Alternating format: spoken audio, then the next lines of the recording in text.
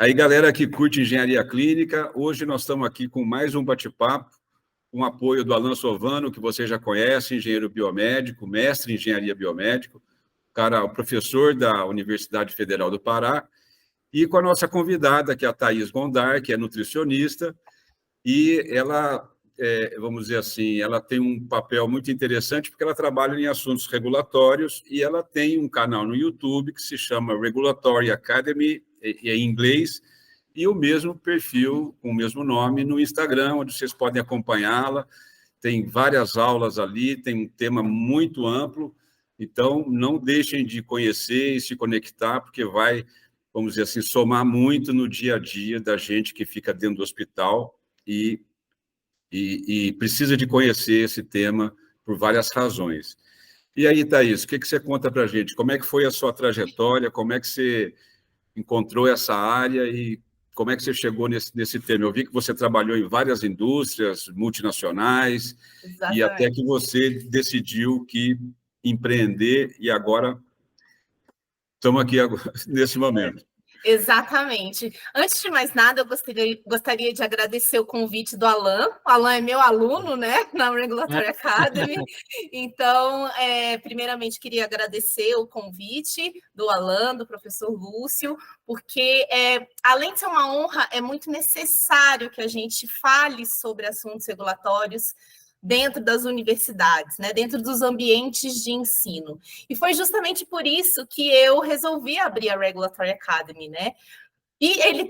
O nome é em inglês exatamente porque o profissional de assuntos regulatórios lida com muitos documentos em inglês, né? Então, a gente tem que ter essa habilidade para poder trabalhar na área. Então, não foi à toa que o nome foi escolhido, né? Eu pensei nisso, viu? Sabe que eu pensei nisso. Ah, que bom, que bom. Bom, e contando um pouco sobre a minha trajetória, acho que a primeira pergunta que deve causar uma estranheza aqui para o seu público é: o que uma nutricionista está fazendo aqui, pelo amor de Deus, né? Bom, eu comecei a trabalhar nessa área, na área de alimentos, né? Eu era estagiária de uma consultoria em assuntos regulatórios em Brasília, há mais de 20 anos atrás, né? E caí de paraquedas nessa área, porque uma colega minha estava com muita dificuldade de montar um dossiê de suplemento alimentar, né? E eu tinha essa facilidade de ler artigos científicos por conta da iniciação científica e acabei sendo convidada para ajudá-la nessa tarefa e me encantei por essa coisa de trabalhar com a Anvisa, que tinha acabado de ser criada na época, né? E, bom, fiz um monte de registro de suplementos, naquela época suplementos eram registrados, né? Fiz também registro de vinhos, de queijo, no Ministério da Agricultura, até que chegou um dia que eu falei assim: nossa, eu fazia mestrado na época, né? Aí não gostei dessa coisa da vida acadêmica, eu falei, de jeito nenhum eu quero isso aqui para mim, Deus me livre, quero ir para a indústria, né? E nesse meio tempo, eu que já estava trabalhando como estagiária fazia alguns anos, cheguei para o meu chefe e falei assim: então, cara, eu preciso de um aumento, né? Porque, afinal de contas, vou defender o mestrado, né? A gente tem que aumentar o passe, né? E ele falou: olha, Thaís, na área de alimentos não tem como eu manter você, né, trabalhando, porque não tem cliente suficiente, né? E nem demanda o suficiente. Mas eu acho que você tem perfil para trabalhar com produtos para saúde. Era o nome que a gente usava para dispositivos médicos na época, né? Eu falei, tá bom, então eu topo. E aí, gente, primeira vez que eu li a RDC 185, eu fiquei encantada. Eu falei, não quero sair daqui nunca mais. Amor à primeira vista. Amor à primeira vista. Eu não entendia nada de engenharia, não entendia nada de... Mas o que eu entendi? Eu entendia de fisiologia, eu entendia de bioquímica, né? Eu tive toda a formação como profissional de saúde para poder ser capaz de montar um dossiê do nível técnico que é exigido pela Anvisa, né? E amei aquilo, já era o ano de 2006. Um dos clientes dessa consultoria era a General Electric, que estava passando por um problema, né, sanitário aqui em São Paulo, e eles não tinham gente para poder cuidar do BO, sabe? Então, traz a Thaís de Brasília para São Paulo para poder resolver o problema. Problema resolvido, eles adoraram o meu trabalho, e aí começaram a trabalhar comigo dentro do Departamento de Assuntos Regulatórios, que tinha acabado de ser criado, né?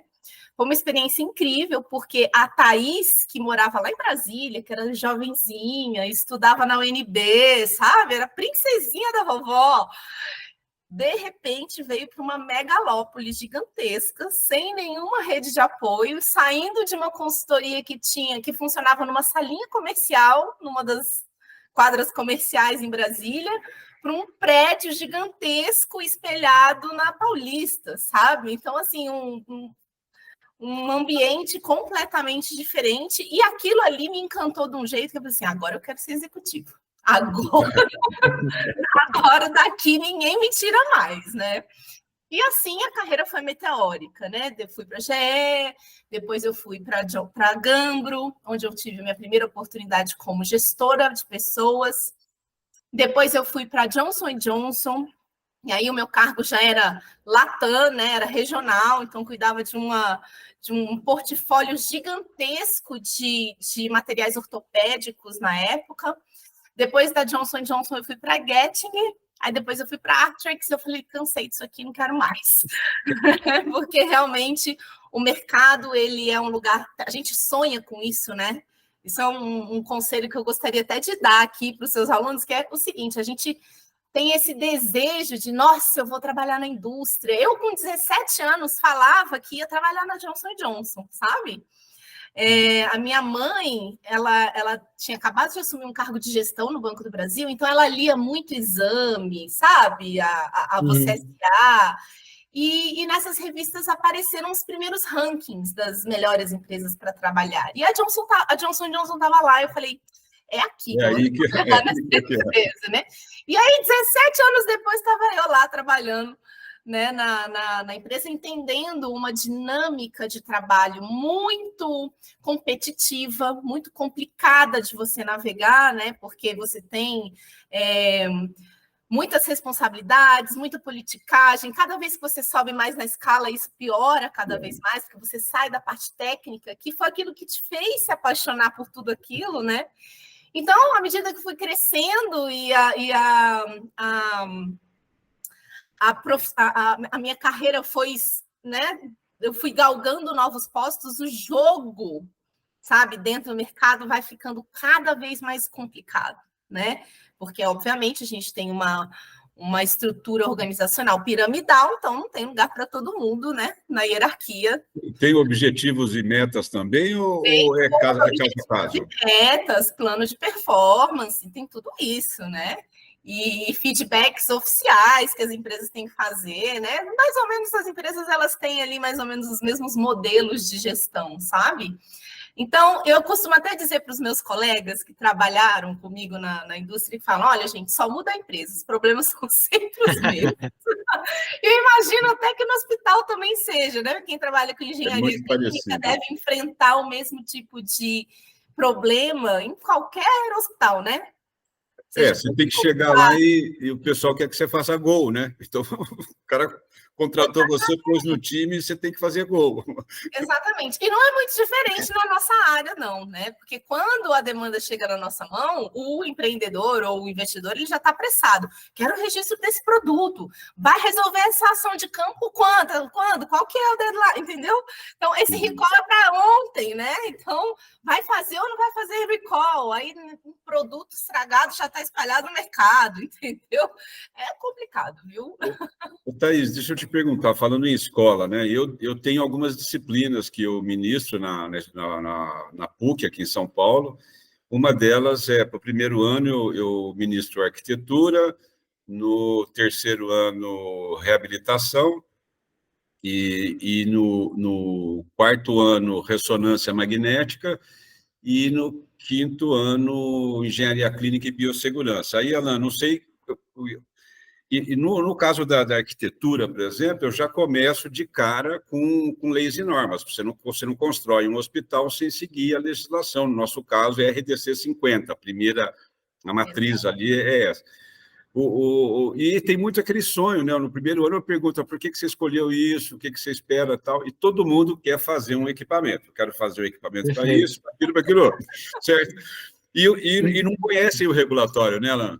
Inclusive, Lúcio, eu dou aula, né, muito para as turmas de início de curso, né? Então, eu pego aluno do primeiro semestre, segundo semestre, terceiro semestre, e assim, o aluno que está entrando na faculdade de engenharia, né, ele tem assim muitas ambições, mas ele não tem ideia do caminho que ele tem que seguir para conseguir atingir aquilo, né?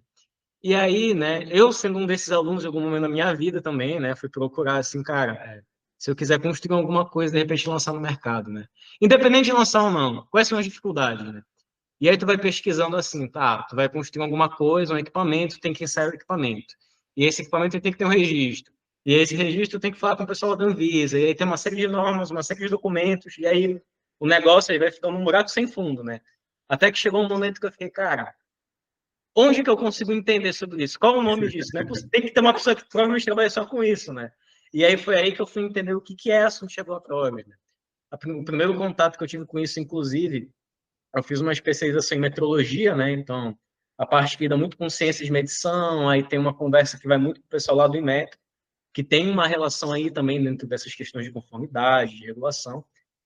E aí eu acabei entendendo um pouco dessa área, que foi onde eu conheci a Thais. Eu fiquei, cara, descobri o Regulatório Academy, eu preciso entender um pouco mais, né? Por onde é que vão essas coisas, quem é essa pessoa, né? Eu queria até saber, né? Inclusive da Thaís, como é que tu vê isso, assim, Thaís, essas Por onde questões que a da... gente começa, né?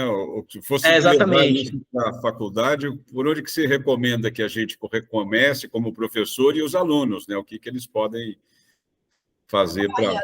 Vocês levantaram uma bola para eu fazer um jabá aqui, porque comecem pela Regulatory Academy, né? Porque o que acontece? Depois de, dando continuidade à história, né? Depois de tantos anos dentro da indústria e tantos anos batendo cabeça com a falta de conhecimento, tanto das pessoas que estavam trabalhando comigo, seja em vendas, em marketing, na própria engenharia, né? Quem trabalha com equipamento trabalha muito com o pessoal de serviços e assistência técnica, né? E justamente de sentir na pele a dificuldade de ter o meu trabalho entendido e saber a importância dele, sofrer porque não existia reconhecimento dessa importância dentro dos espaços, né? Foi que nasceu a ideia da Regulatory Academy. Eu falava, eu preciso ensinar isso daqui para os jovens que vão entrar no mercado de trabalho.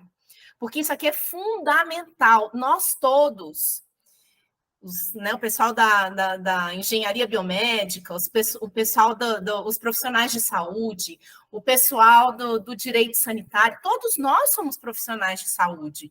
Todos nós temos obrigação de saber quais que são os regulamentos que a Anvisa determina dentro da nossa área de atuação. Né? Então, existiu essa lacuna, Lúcio, e Alan, né? Ela sempre existiu.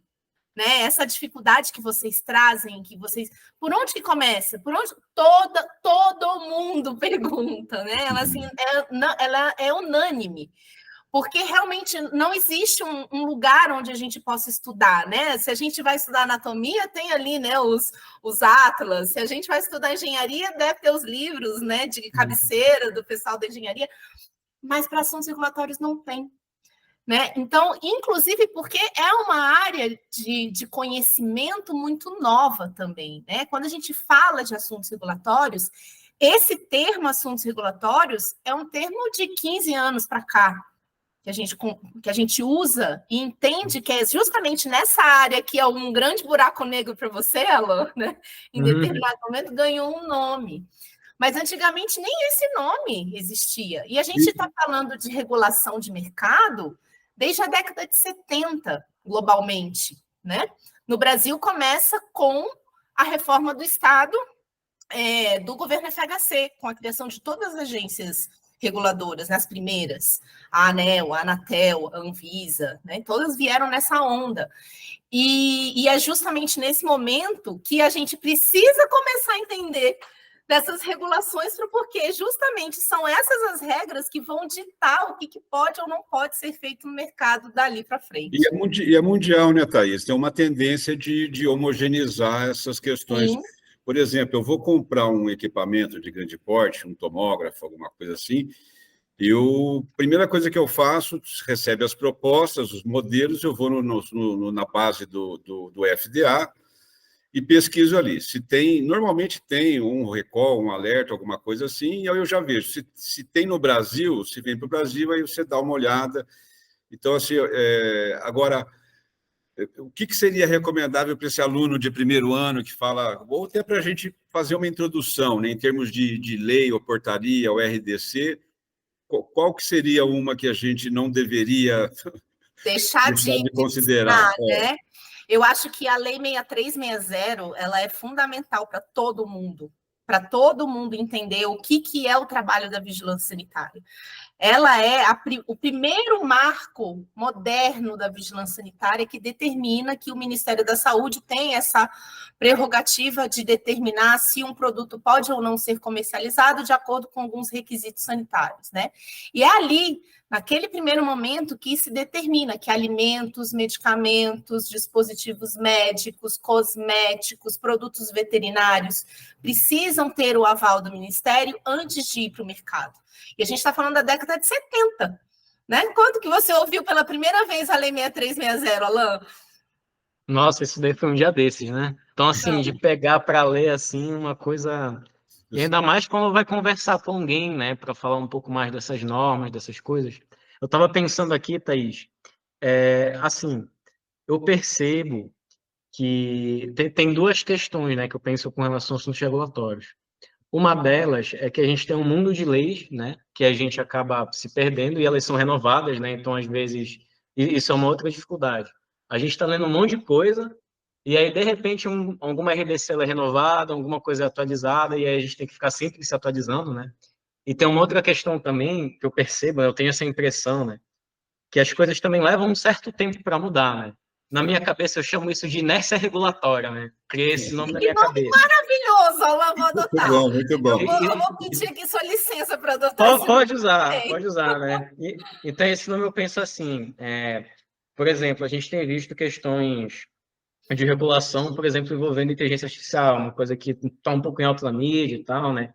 E aí, cara, do momento em que conseguem passar por todo o trâmite para fazer com que aquilo funcione, já mudou as regras do jogo, já tem que pensar de novo, né? Então, existe uma, digamos assim, uma sequência de pessoas, né, de aprovações que algo que elas têm que passar, né? As normas, as RDCs e tudo mais, para aquilo começar a valer, né? Então, o sistema ele tem uma inércia, né? Ele tem um certo engessamento, assim. O que também tem o seu papel, né? Não tem como ficar reavaliando tudo o tempo todo. E tem uma outra coisa também que eu percebo que, assim, eu já escutei de algumas pessoas, tipo, não sei para que servem esses regulamentos, para que servem essas leis, para que servem essas coisas. Isso daí deixa tudo muito engessado, fica tudo muito mais difícil. Só atrapalha, quando, na verdade, né, eu acho que a gente tem que ter um pensamento crítico com relação a isso, né? Então, geralmente, quem fazem essas coisas, né, e eu entendo que é um conjunto de pessoas capacitadas, né, que refletiu muito tempo, que discutiu muito, né? Então, uma coisa que eu aprendi com a Thaís foi a ver as reuniões lá da Anvisa, né, das coordenações da Anvisa. Então, das pessoas que são responsáveis por fazer esse tipo de avaliação, né? Isso é tudo aberto ao público. Então, a gente vê que, assim, eu acredito que a gente tem que confiar mais, né? Mas também saber criticar certos pontos, né? Acaba que essas resoluções também, elas não são na sua forma final e perfeita, né? O que tu tem a comentar sobre isso, Thaís? Então... Bom, vamos lá, são muitas camadas Sim. aqui que a gente tem para discutir dentro das suas duas perguntas, né, Alan? Primeiro que a gente tem que entender o próprio trabalho da Anvisa como agência reguladora, né? Qual é o trabalho da Anvisa como agência reguladora? Ela determina a regra do jogo. Ela diz o seguinte, para vocês todos, todo mundo pode comercializar produtos de vigilância sanitária no Brasil, desde que você cumpre essa regra, né? Essa regra que a Anvisa determina, ela não é uma regra que nasce do nada, ela nasce de um debate, né? Ela nasce de um debate burocrático que é justamente essa análise de impacto regulatório que a Anvisa costuma fazer em temas sensíveis. Fez na rotulagem nutricional, fez cannabis medicinal, fez em outros vapes, né? Então, todos assuntos muito polêmicos. E esse debate, ele passa... a Anvisa, ela funciona como uma mediadora, não só a Anvisa, todas as agências reguladoras deviam fazer isso, tá? Mas ela funciona como uma mediadora desse debate democrático entre população e mercado. né? E daí nascem as regras. Essas regras, elas são o que a gente chama de burocracia do Estado. E a gente tem, normalmente, uma ideia equivocada de que burocracia é uma coisa ruim, né? Sim. Porque engessa, porque torna as coisas mais difíceis, porque putz, e a gente não aprende, inclusive, a lidar com burocracia no nosso dia a dia, né? Vamos comprar uma casa. Tanto que a gente sofre para poder, né, juntar ali todos os documentos. Eu estou passando por um processo de adoção. Imagina a quantidade de documentos que você tem que mostrar, né, para a vara de infância, para poder fazer esse processo. E quando a gente pensa em burocracia, normalmente vem associado esse pensamento negativo, mas uma das coisas que eu faço muito na Regulatory Academy é quebrar esse pensamento, no sentido de pensar que a burocracia do Estado é aquilo que dá fé pública a qualquer coisa, né? Então, quando uma empresa passa por um processo de registro sanitário, ela está dando fé pública de que o produto dela é seguro e eficaz.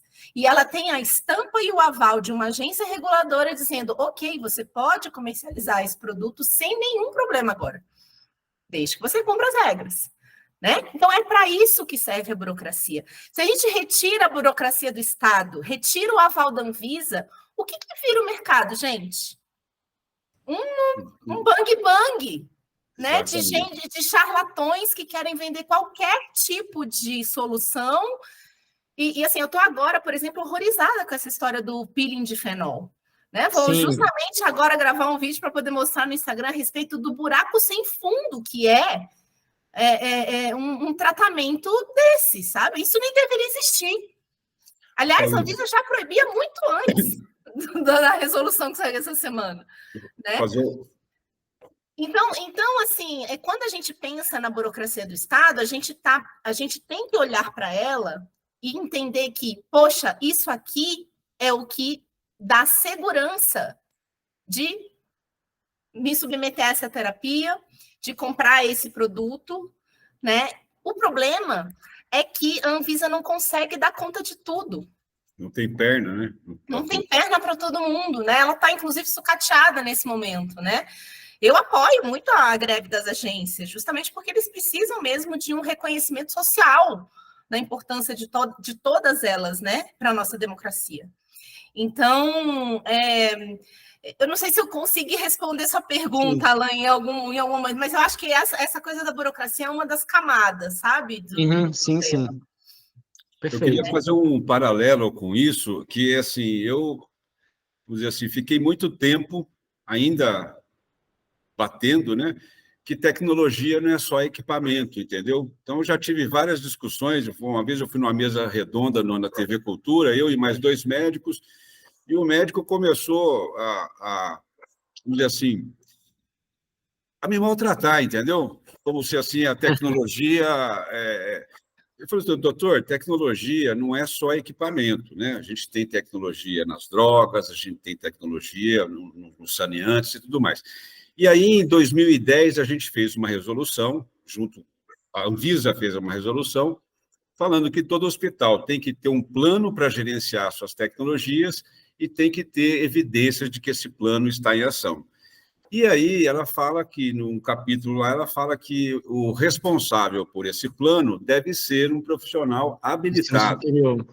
E aí os engenheiros, os colegas, mas tem que ser engenheiro, não pode. Eu falo, gente, leu lá em cima, porque ela define definição, a tecnologia. Né? Ela fala os equipamentos de saúde, os medicamentos, os saneantes e os cosméticos. Procedimentos também, né? Então, assim, é a mesma coisa. O pessoal ainda, acho que faz parte da educação, né? De entender. Exatamente. Porque todos esses profissionais podem ser habilitados para trabalhar com vigilância sanitária. Todos, né? Eu já vi, e inclusive serem responsáveis técnicos em empresas também. E a grande maioria são farmacêuticos, né? Esse é até um ponto que eu ia falar. A grande maioria são farmacêuticos porque existe um histórico por trás disso, né?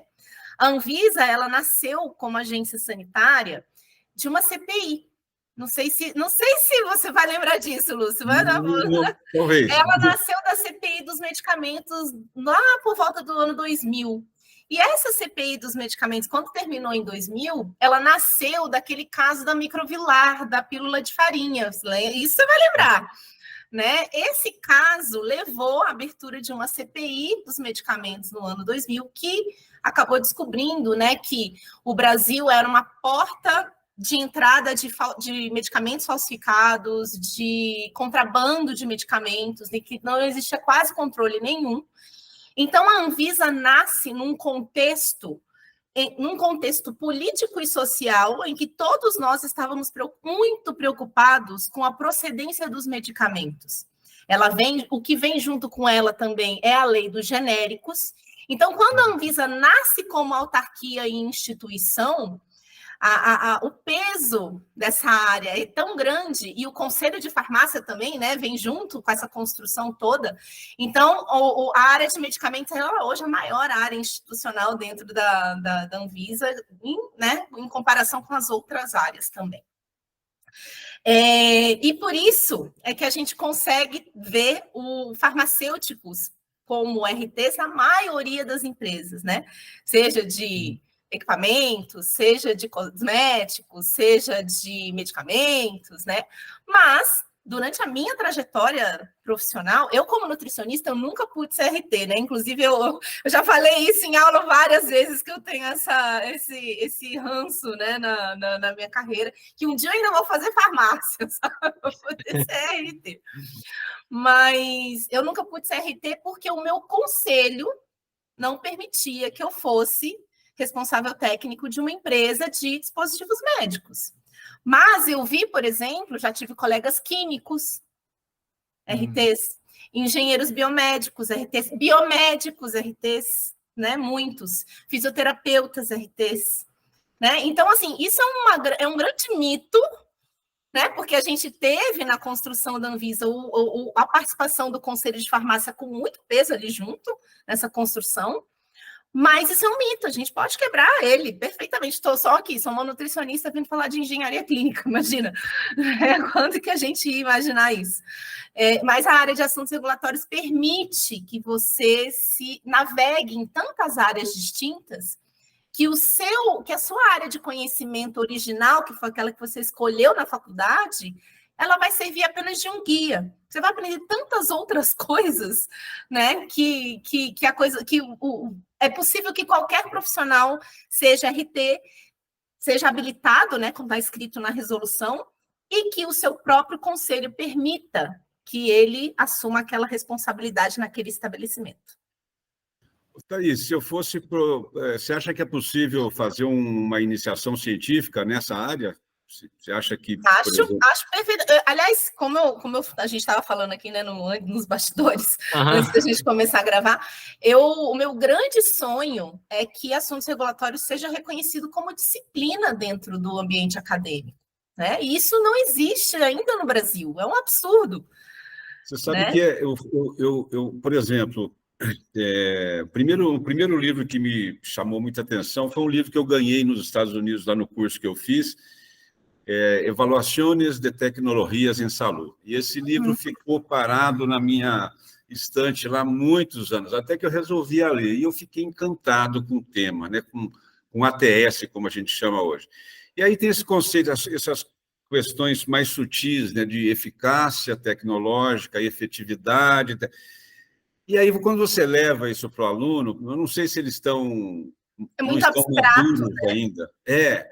Porque isso tem um valor tão grande, você saber a diferença de eficácia para efetividade, que, assim, é 180 graus, né? Uma coisa da outra, né?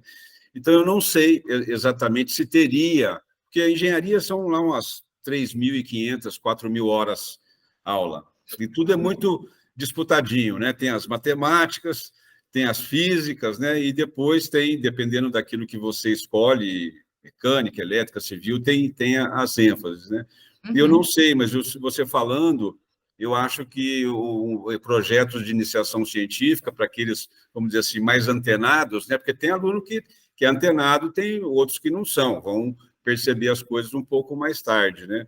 Mas você teria um tema, assim, para sugerir, por exemplo, de uma IC? Bom, o próprio Alan trouxe aqui, né, que ele fala que a galerinha entra na faculdade querendo fazer um protótipo de uma inovação tecnológica, né?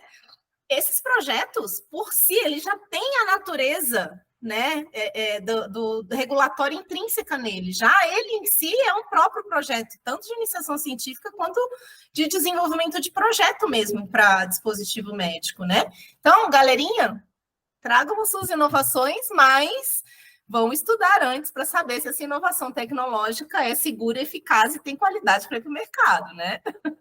Um outro ponto, né? Porque assim, eu vejo que às vezes, né, tu pega os alunos assim que eles estão muito empolgados e eles querem começar a fazer as coisas. O que é legal, né, para começar a engrenar, digamos assim. E aí quando eu já tive essa experiência, né, de chegar com alguns alunos, olha, lê essa norma aqui, lê essa resolução aí. Mas eu vou ler isso, mas tem muita coisa, porque são documentos extensos, né? Sim. E aí o aluno já preocupado com um monte de coisa, fazer conta. Aí eu, com o passar do tempo, né, eu fui percebendo que assim, esses documentos, eu acho que a gente tem que começar a parar de ver, né, como mais uma coisa que eu tenho que ler e começar a ver como um passo inicial, né, um pontapé inicial, porque na verdade a ideia é que se tu vai fazer um projeto, e esse projeto, e tem que se adequar às normas, tipo assim, não vem primeiro o projeto e depois vem as normas. Primeiro vem as normas para te guiar o projeto. E muitas vezes, as normas, as resoluções, né, todo esse arcabouço regulatório, ele vai te dar um direcionamento, que é justamente essa ideia, né? Como é que tu vai fazer uma coisa que vai ter segurança, que vai ter um requisito ali que vai desempenhar minimamente bem, né? Vai ter uma segurança minimamente adequada.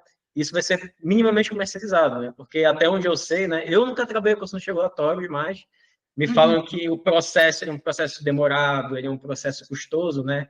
E aí, no final das contas, tu podendo já fazer, pensar desde o início, né, no projeto, no que seja. Desse ponto de vista, vai agilizar, eu imagino, tanto o tempo quanto questão de custo, né? Exatamente. E nesse caso, eu acho que a primeira atividade que seria interessantíssima fazer com os alunos é justamente sobre gerenciamento de risco de dispositivos médicos. Só essa atividade, só uma matriz de gerenciamento de riscos já é um TCC inteiro, tá? Então, só uma matriz de gerenciamento de risco já é um TCC inteiro e já vai guiar muitas das decisões do próximo passo desse projeto, se pode, se não pode, qual o risco que precisa ser mitigado, né? Porque o que é muito importante que seja dito é que as ciências regulatórias, né? Eu estou começando a utilizar esse nome para ver se o nome pega, sabe? As Vamos ciências apoiar. regulatórias nada mais é do que você pegar o estado da arte da ciência, né, o estado da arte da tecnologia, e colocar esse estado da arte da tecnologia no mercado. Esse caminho, para ser percorrido, você tem que ter 3 pilares importantíssimos para seguir. O primeiro é a eficácia, né, como o Lúcio trouxe bem aqui. O segundo é a segurança, né, tem muita coisa que funciona, mas não é seguro. Né? E o terceiro é a qualidade. Se você, de fato, está entregando o produto que você falou que saiu da fábrica. Né? Então, esses são os 3 pilares das ciências regulatórias que a gente precisa pensar toda vez que a gente pensa em qualquer produto. Seja um dispositivo médico, seja um medicamento, uma vacina, um cosmético novo, qualquer inovação tecnológica. Então, a grande graça, eu acho que a grande importância das ciências regulatórias é que transforma a ciência, né, o último conhecimento, o estado da arte da tecnologia, em política pública, em uma RDC, entendeu? Então, e essa construção dessa política pública, dessa regra, dessa norma técnica, é uma construção coletiva. Né? Isso é que é muito interessante. Thaís, são as regras do jogo, né? Eu sempre falo para o pessoal, você quer brincar de hospital? Dá para brincar de hospital, se quiser. Só que é o seguinte, tem as regras do jogo, tem o ar-condicionado, tem isso, tem aquilo. E eu queria te contar um caso, para você até ver como é que você pensa isso. Eu fui convidado uma vez para dar uma aula na Anvisa, até esqueci o nome da aula, mas eu sei que foi feito sobre a 14971, que eu utilizei a 14971, que era sobre gerenciamento de riscos. E tinha o pessoal, a maioria era a farmácia, então eu apliquei a 14971 no oxigênio. Tá? que é um medicamento, vamos dizer. Só que acontece o seguinte, hoje você tem uma legislação muito forte para o oxigênio industrial, desde as leis e as normas internacionais, farmacopeia, tudo mais. Gases medicinais, né? Exato. E você tem hoje, né, os hospitais produzindo o seu próprio oxigênio. Percebe? Então, eu ligo na empresa... Dia saber de umas coisas dessas. Compro uma planta de oxigênio e coloco no meu hospital e vou produzir lá. Só que a legislação ela não alcança isso, ela minimamente alcança isso. Então, você tem, de um lado, um rigor extremo ali, com o medicamento, rastreamento de número de lote, e todo aquele processo que você conhece muito bem, e no hospital não tem praticamente nada. Eu acho assim, foram as PSAs que diminuíram a mortalidade no mundo, em vários locais. O Peru, por exemplo, tinha 9 plantas quando começou a pandemia, hoje eles têm mais de 200, né? Uhum. Então, tem todo o espaço para engenharia. Mas como é que você vê essa questão da fabricação do oxigênio intra-hospitalar, vamos dizer assim? Então, falei, né? Eu nem sabia que isso acontecia. Eu estou sabendo agora e estou com um pouco de taquicardia, confesso. Não, assim, as plantas são... Porque, assim, o oxigênio que a gente produz lá, a legislação é mínima, mas ela tem. A gente tem uma norma nacional, a Anvisa tem notas sobre isso. A concentração é 93 mais ou menos 3. Então, E o oxigênio que você compra da indústria é 99,5, maior que 99,5, né? Mas está isso aí, tem essa possibilidade hoje, principalmente em locais remotos, porque tem muito local hoje que o cara não quer nem vender, entendeu? Você fala, eu quero comprar oxigênio, quanto? Eu quero comprar 5 cilindros de 10 metros cúbicos, a cada 15 dias. Não me interessa, entendeu? Então, não tem nem gente para fornecer, dependendo do local. Mas é uma coisa que vai acabar... Mas, pelo que eu estou entendendo, é de fato uma inovação tecnológica que atende especialmente também, né? Atendeu muito bem a pandemia, porque a gente estava num momento, né, de demanda muito alta, e atende lugares mais afastados, é isso que eu Ela já é uma tecnologia, vamos dizer, consolidada. A indústria... Porque quando você separa o nitrogênio do oxigênio, então tem indústria que tem interesse no nitrogênio e tem indústria que tem interesse, com a da saúde, no oxigênio. Então, no hospital, a gente, para cada 21 metros cúbicos que eu produzo de oxigênio, eu rejeito, jogo fora 78% de nitrogênio. Então, como tecnologia, ela está consolidada. Ela é uma tecnologia, ela tem a sua eficácia, você consegue medir tudo certinho, né? Mas não tem nenhuma legislação, nenhum processo, por exemplo, não requer... compressor de ar, por exemplo, se a gente fabrica ar medicinal no hospital, o hospital fabrica ar comprimido medicinal, precisa para misturar com oxigênio, para fazer inalação de solução medicamentosa, etc.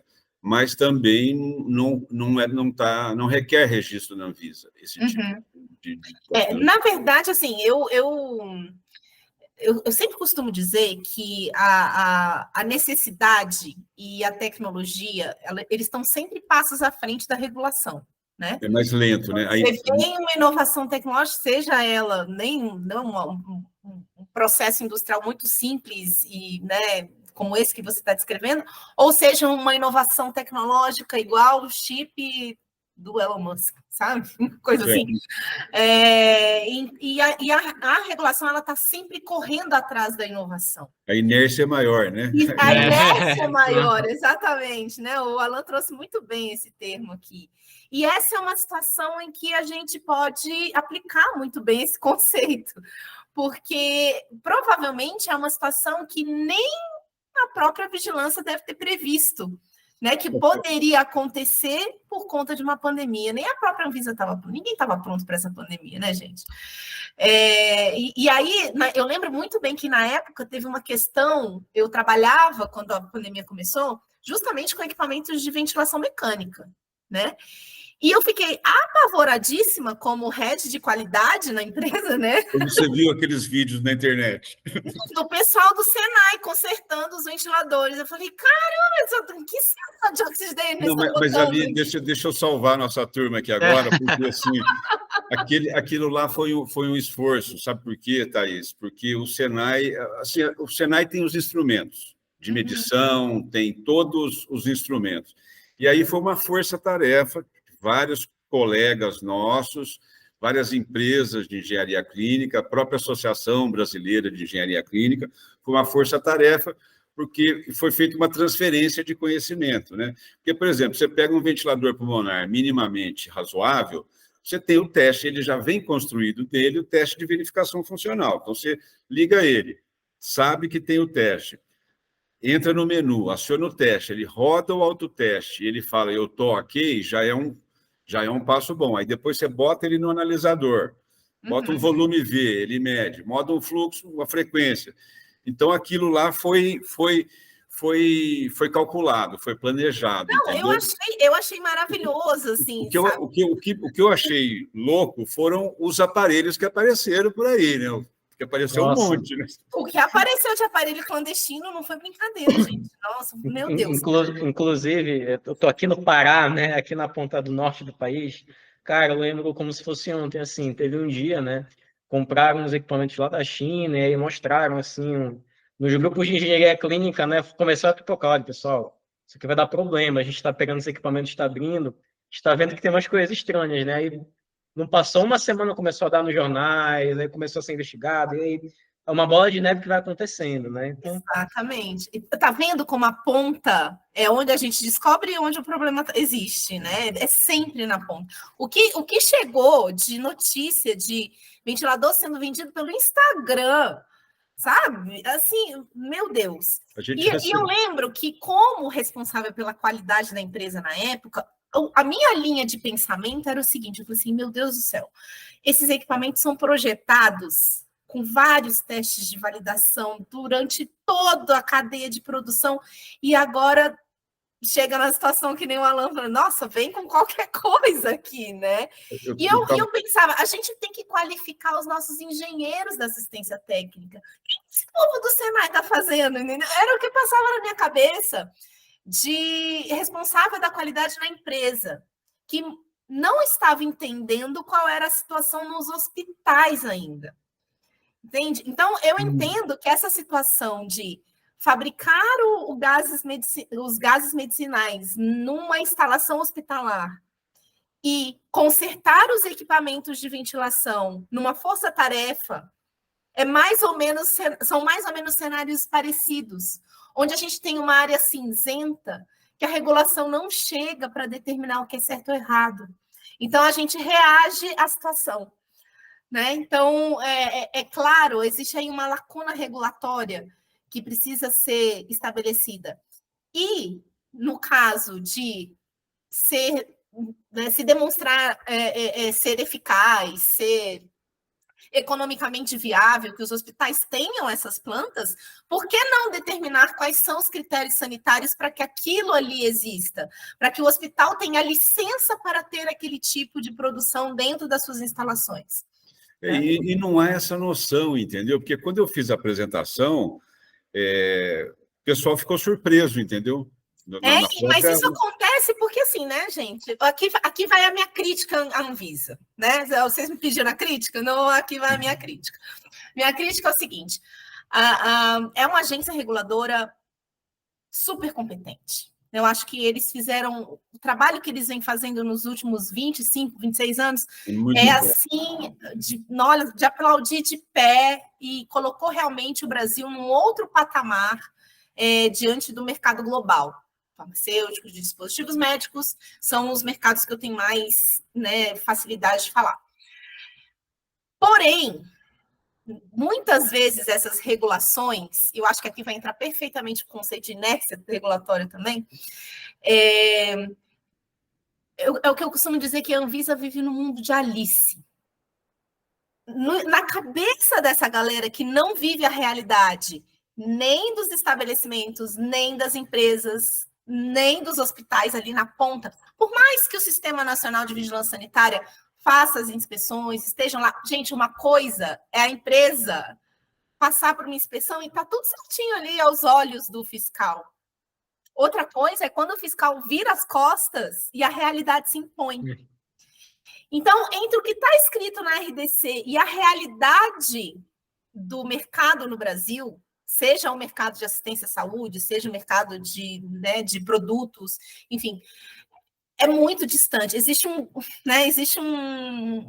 abismo imenso entre as duas coisas.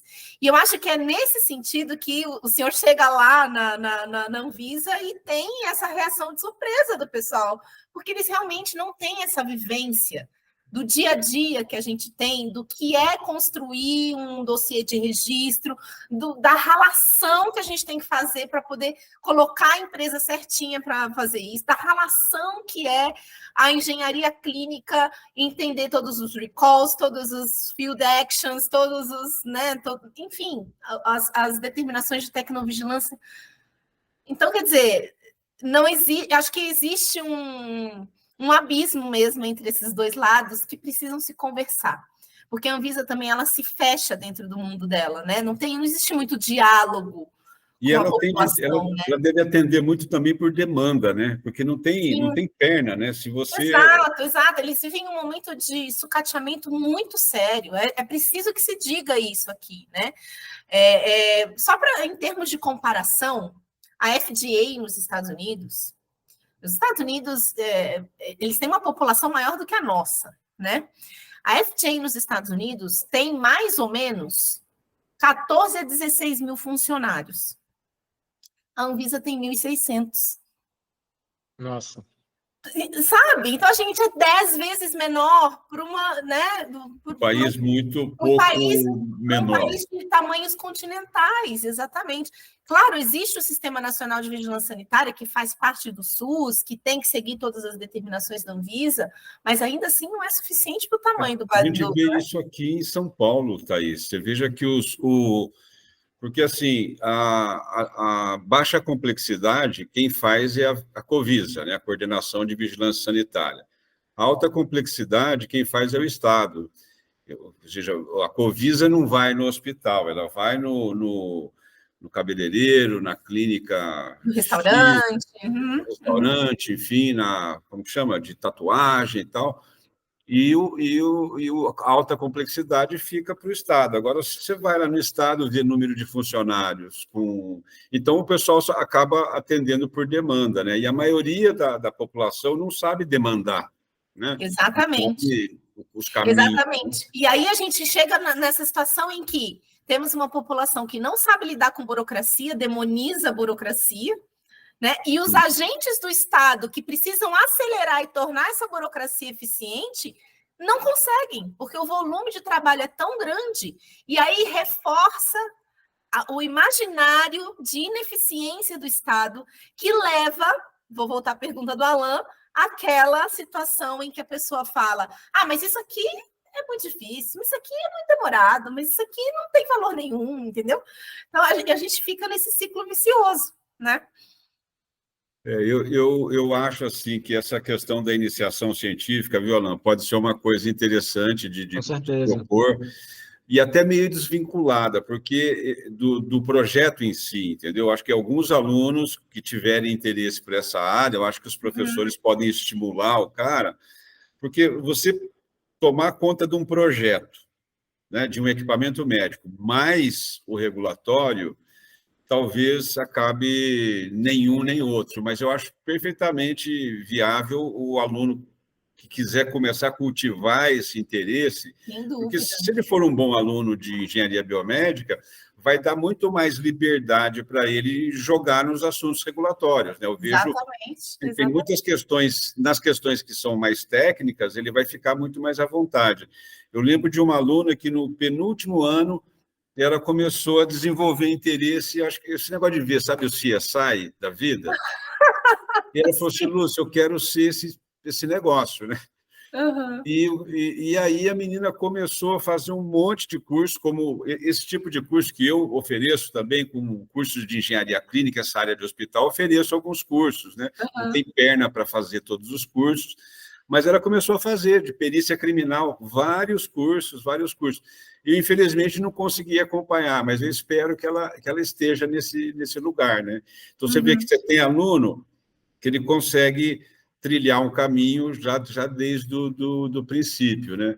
Exatamente. Inclusive, Alan, já que é você que tem os alunos de iniciação científica, foi isso que eu entendi, né? Eu tenho alunos, né? Essa questão da Tá. iniciação científica é o que a gente está discutindo no Pão das Ideias aqui, né? Ok. Pessoal da iniciação científica, já fica aqui o meu recado, entendeu? Esse conhecimento que vai ser construído nessa iniciação científica pode ser usado no mercado, dentro da profissão.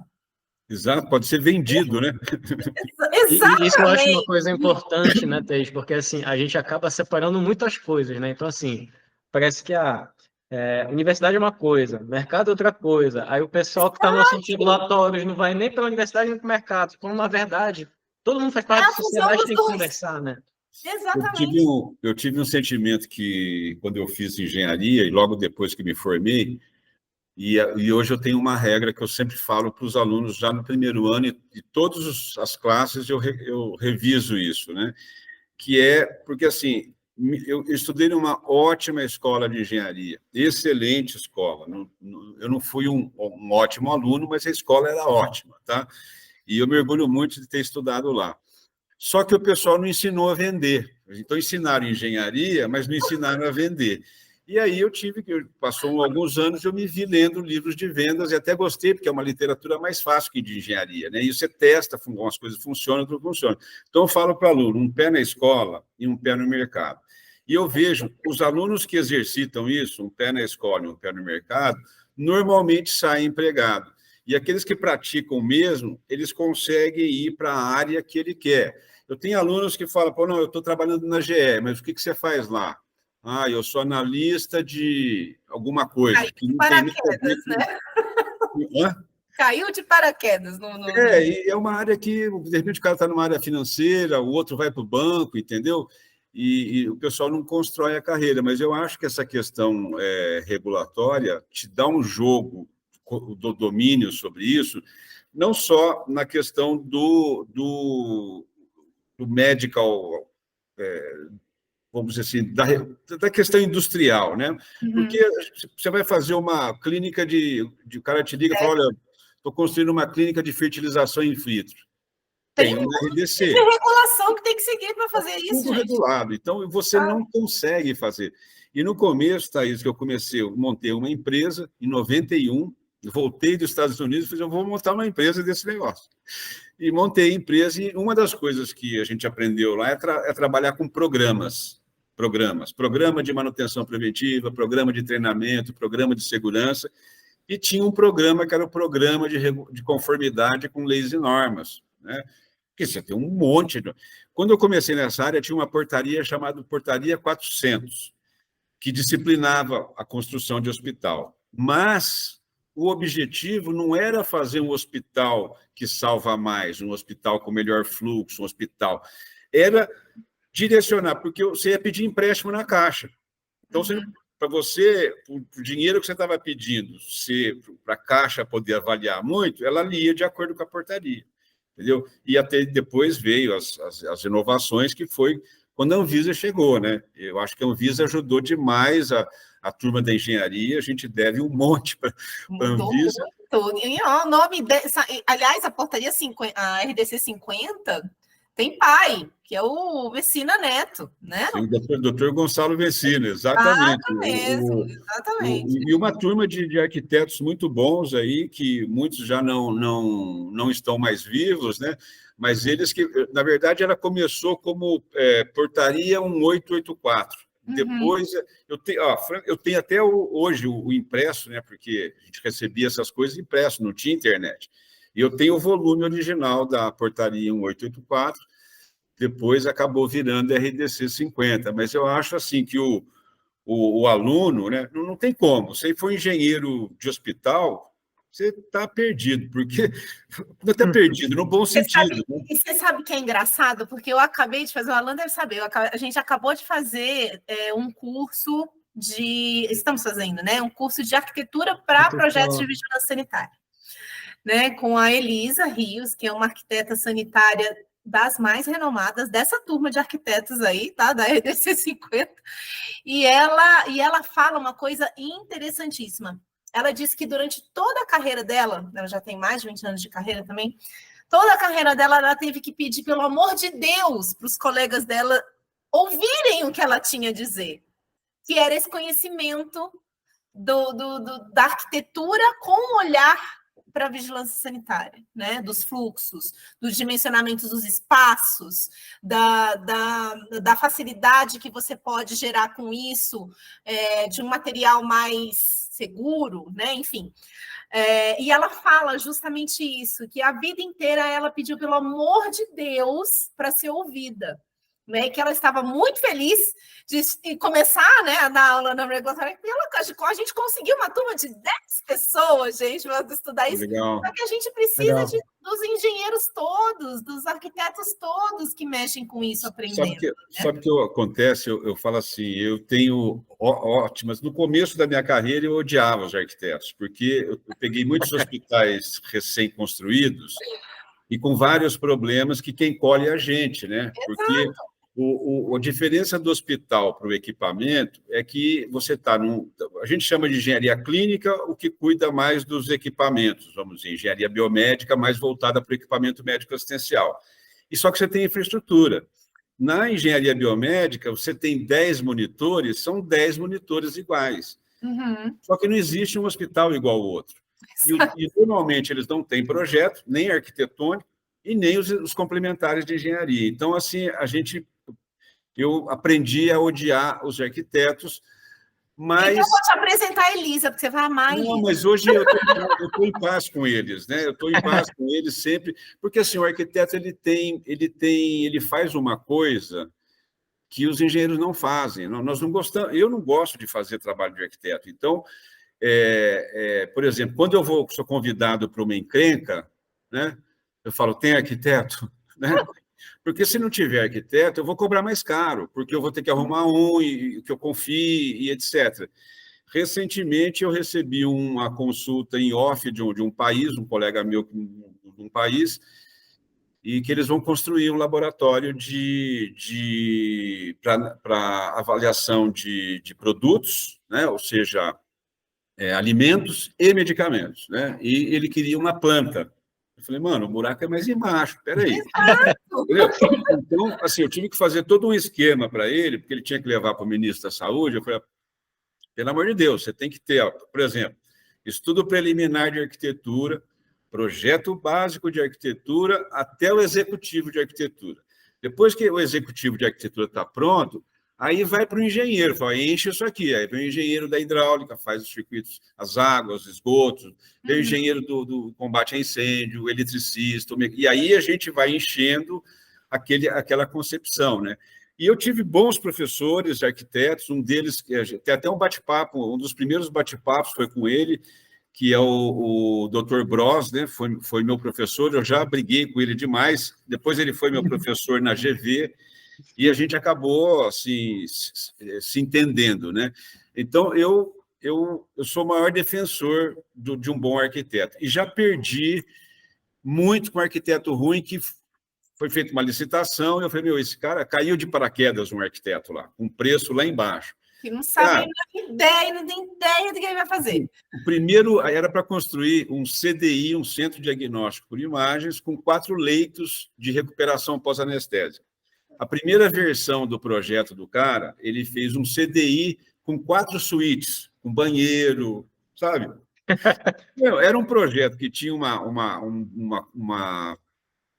aspecto político envolvido no município de fazer um sucessor, mas o cara não fez o sucessor, porque o projeto não decolou. Então, assim, eu estou em paz com os arquitetos, adoro os arquitetos, tá certo? E tenho os meus arquitetos, que você sabe mais a capacidade de um, que o outro gosta de fazer.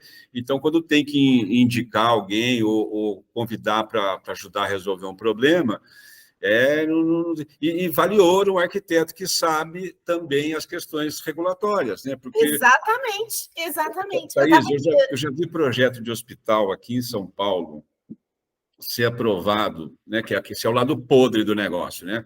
O cara entrou com um projeto num dia, 7 dias depois estava aprovado. Nossa. Completamente, numa vez só. Então, assim, ou o arquiteto é um mestre de domínio total, ou aconteceu alguma coisa, né? Porque esse lado também é complicado. Professor Lúcio, eu lembro que quando eu estava na faculdade, na UNB, eu fiz nutrição, né? E eu lembro que nos primeiros semestres a gente tinha introdução à economia, introdução à sociologia, sabe? E hoje eu me pergunto, por que raios não existe assuntos regulatórios nos cursos de engenharia, nos cursos de arquitetura, nos cursos de saúde? Tem que ser uma disciplina. Porque justamente para a pessoa, quando chegar no mercado de trabalho, minimamente se questionar, mas espera aí, isso aqui é um hospital. Será que eu consigo fazer um projeto de um hospital? Será que não tem um lugar onde eu posso procurar? Um MBA, não? Você não pensou em fazer um MBA? A Regulatória Academy tem pretensões de virar uma pós-graduação, né? Porque mas é um caminho ainda que precisa ser construído. Porque sabe o que acontece? Assim, eu sou professor, eu dou aula há 5 anos na universidade, mas eu não sou um professor de carreira, entendeu? Eu sempre dei aula em pós-graduação de engenharia, de segurança do trabalho, medicina do trabalho, enfermagem do trabalho. E o que acontece é que a coisa é bem... Você tem física 1, 2, 3, matemática 1, e não sobra tempo, né? Então, eu acho assim, que uma sugestão para você, né, pensar realmente nesse MBA, e até mesmo os cursos de especialização eram de 1.500 horas de especialização em engenharia clínica, agora caiu para 360, né? Então, eu acho que cabe esse espaço. Já na universidade, na faculdade de engenharia, você acha, o que você acha, Alan? Você acha que... Olha, eu estava pensando aqui, né, sobre isso. Eu acho que uma das formas, né, de tentar trabalhar isso, eu acho que tem espaço, às vezes, também nas próprias disciplinas que já existem para conversar disso, né? Então, vocês estavam falando de hospital aqui, eu estava lembrando, na minha graduação eu tive uma disciplina sobre instalações hospitalares, né? Então, a gente falava um pouco, assim, do hospital de uma forma geral, como é que são as instalações elétricas, hidráulicas. E eu lembro que o professor, ele passou com o primeiro trabalho dessa disciplina, e chegou assim, no primeiro dia de aula, olha, existe a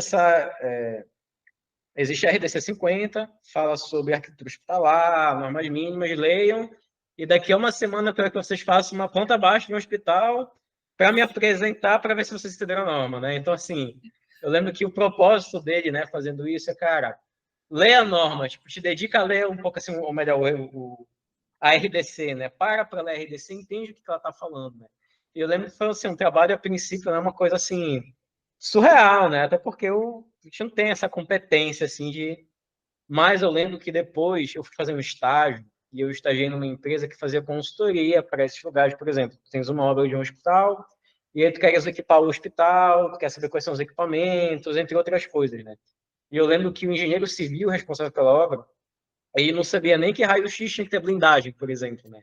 Então, assim, umas coisas que eu fiquei, cara, mas isso está na RDC 50, né? Que lá atrás alguém me obrigou a ler. Então, apesar de naquele momento eu não entender ainda o que eram assuntos regulatórios, né?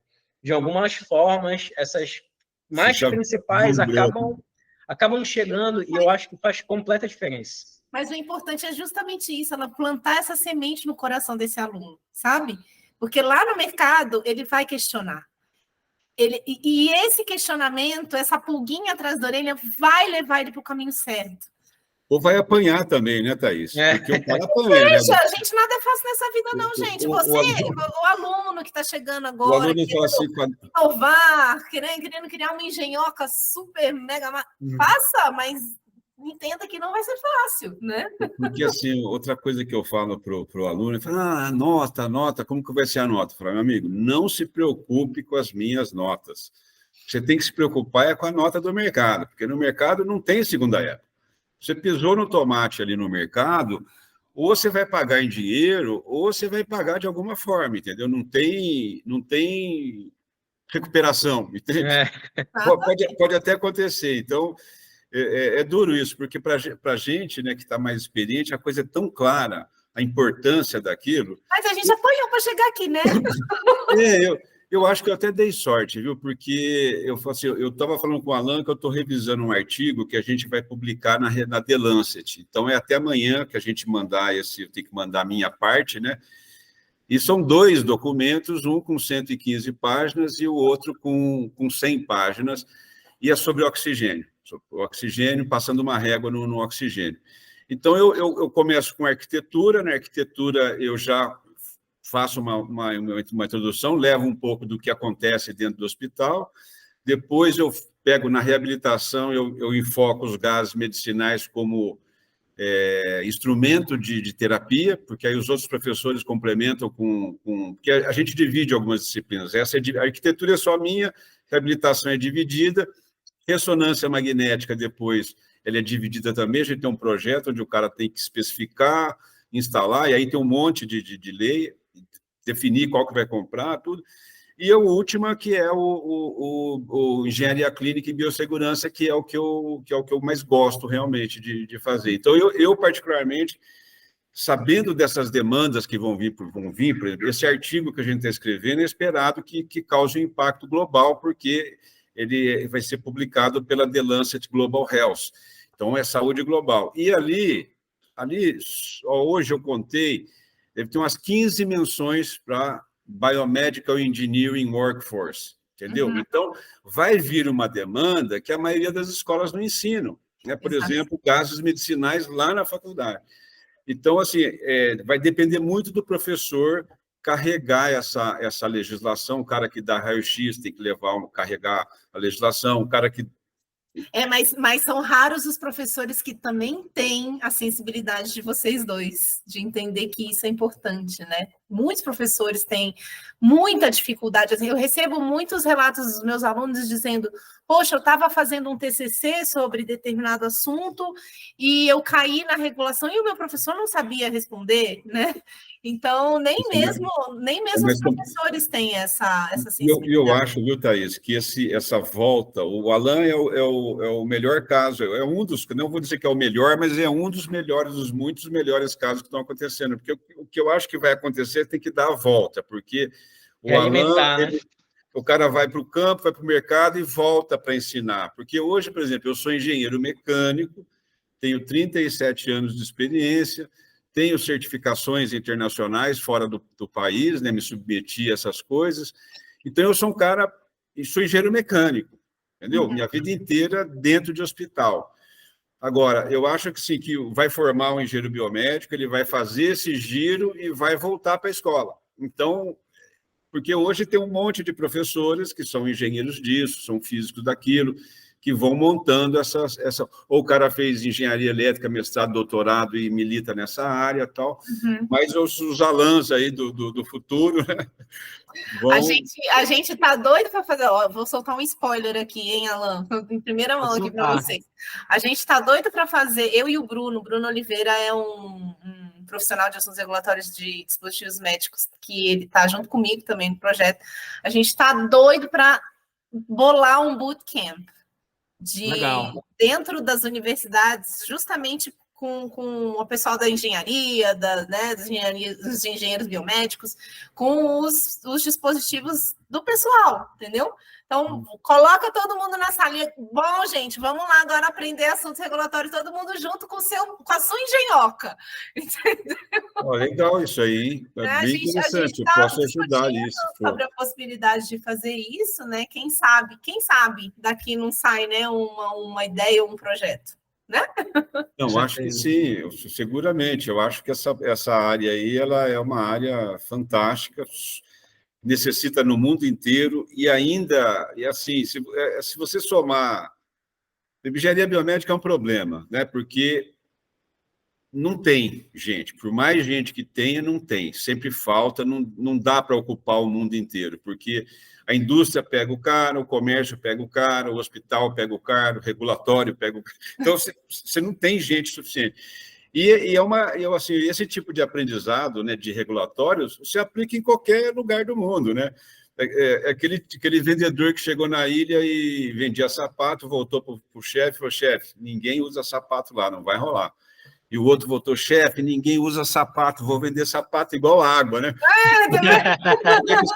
Os países aí que não têm nem estrutura regulatória, eu sei, Thaís, que você está sem tempo, mas deixa eu te falar uma coisa aqui. Eu tenho um amigo meu, hoje deve estar bem mais velho que eu, mas ele me contou que no passado ele começou trabalhando na indústria médica e vendia aparelhos de auditivos, da Philips, se não me engano. E ele me contou que quando ele foi registrar o produto, ele foi no Rio de Janeiro, tinha uma mulher sentada na cadeira, ele falou com ela, ela meio desinteressada, falou assim, não, preencha esse aqui. Ele preencheu à mão, né? Fez o registro à mão. Fez um formulário de petição, era só o que precisava mesmo. Então, assim, é um universo, né? Eu sei que você está estamos chegando no limite. Alan, você quer falar alguma coisa? Eu posso falar uma coisa super importante aqui, né? Pegando o gancho aí desse seu exemplo maravilhoso que você trouxe aí do pessoal só, né? Preencha aqui o formulário, etc. Eu acompanhei, né? Eu costumo dizer que eu troquei as fraldas da Anvisa, assim, sabe? Porque quando eu comecei a trabalhar, ela tinha acabado de ser criada, né? E eu acompanhei durante toda essa minha trajetória dentro das multinacionais de dispositivos médicos, especialmente de equipamentos, toda essa construção regulatória em torno dos equipamentos eletromédicos, né? Se na época do aparelho auditivo do seu amigo era assim, melhorou um pouquinho depois que a Anvisa chegou, né? A gente chegou aí depois disso veio a RDC 185, que trouxe mais alguns requisitos aí para poder preencher essa papelada, que não era só mais um formulário, né? E nessa época, era por volta de 2006, não existia ainda a certificação do Inmetro para equipamentos eletromédicos. Olha como a gente está falando de uma coisa tão recente, né? A construção da portaria das portarias, né, de certificação de equipamentos eletromédicos para avaliar a conformidade do equipamento para ser comercializada no Brasil, ela só começou a acontecer de verdade mesmo no ano de 2011.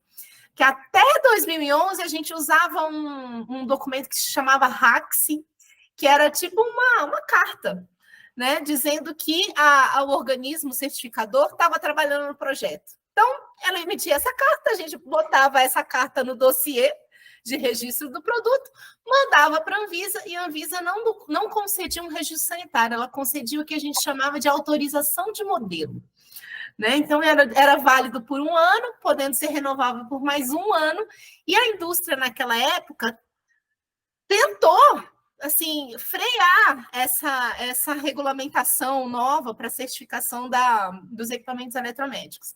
Mas, finalmente, em 2011, chegou, de fato, a portaria, que tornou obrigatória a certificação dos equipamentos eletromédicos, fazendo com que a avaliação da conformidade fosse obrigatória para todo equipamento que tem uma fonte de energia, né, que liga na tomada, precisa passar aí pelo crivo do Inmetro antes de passar pela Anvisa.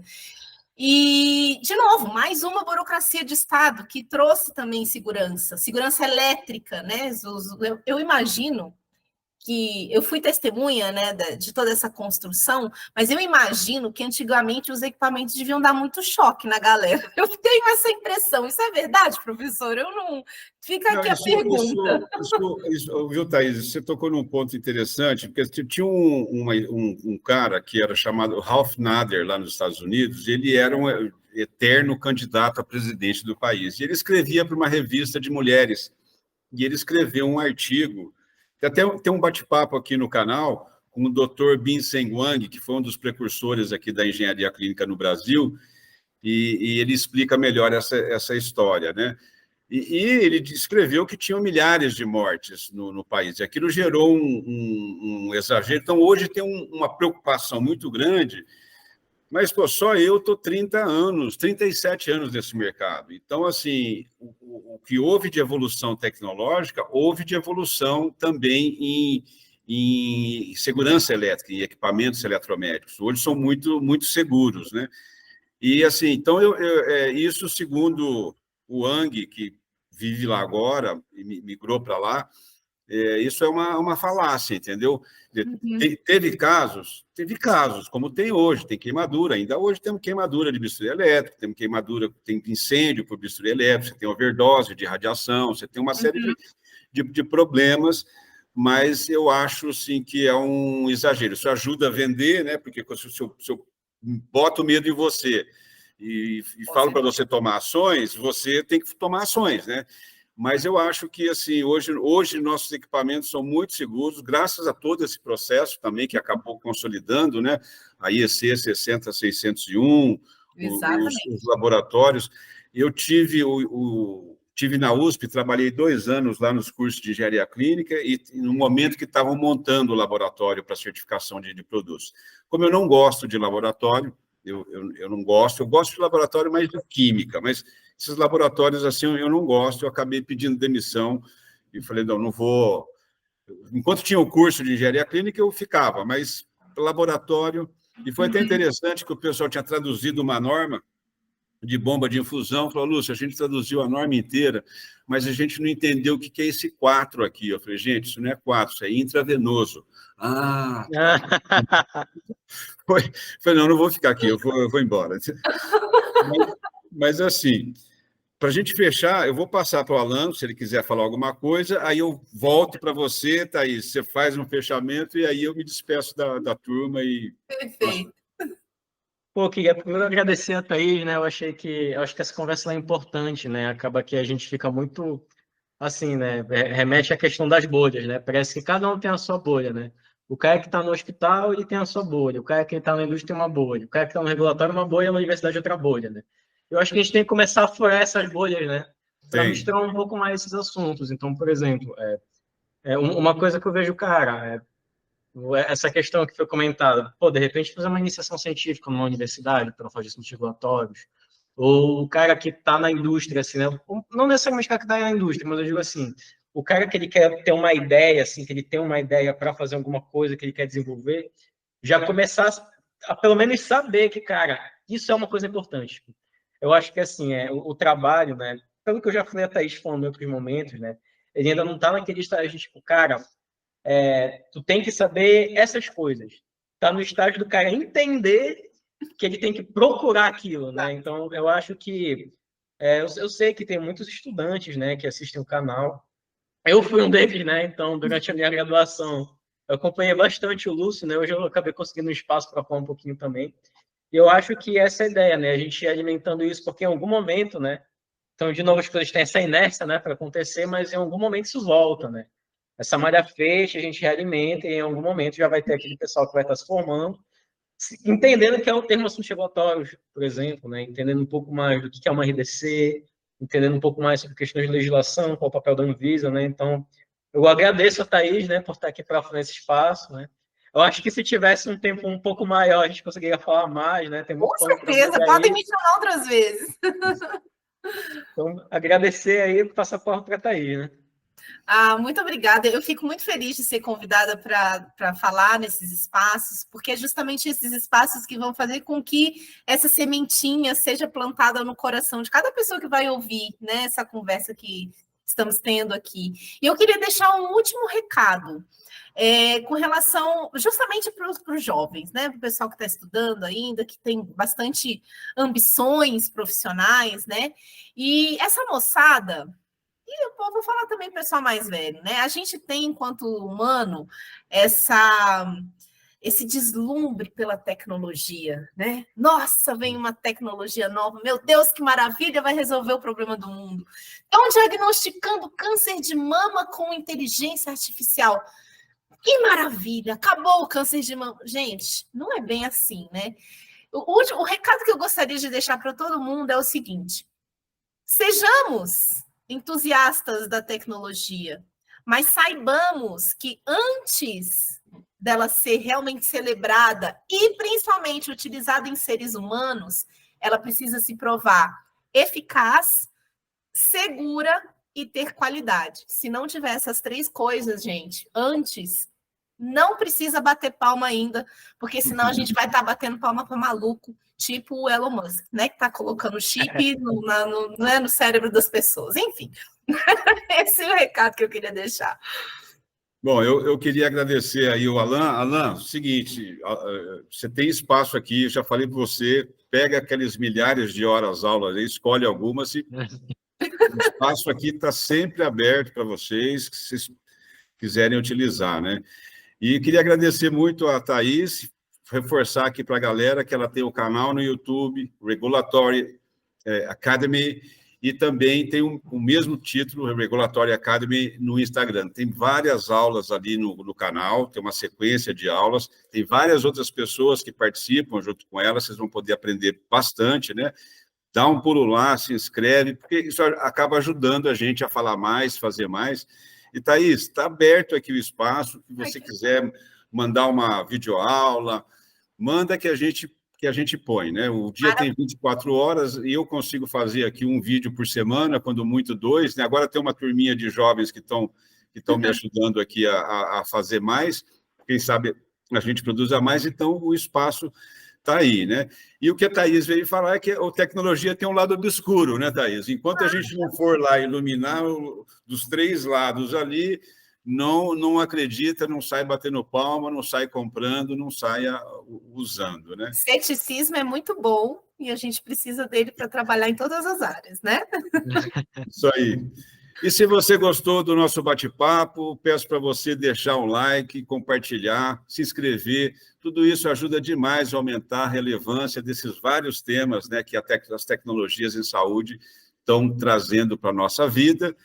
E, no mais, aquele muito obrigado pelo seu tempo. Valeu!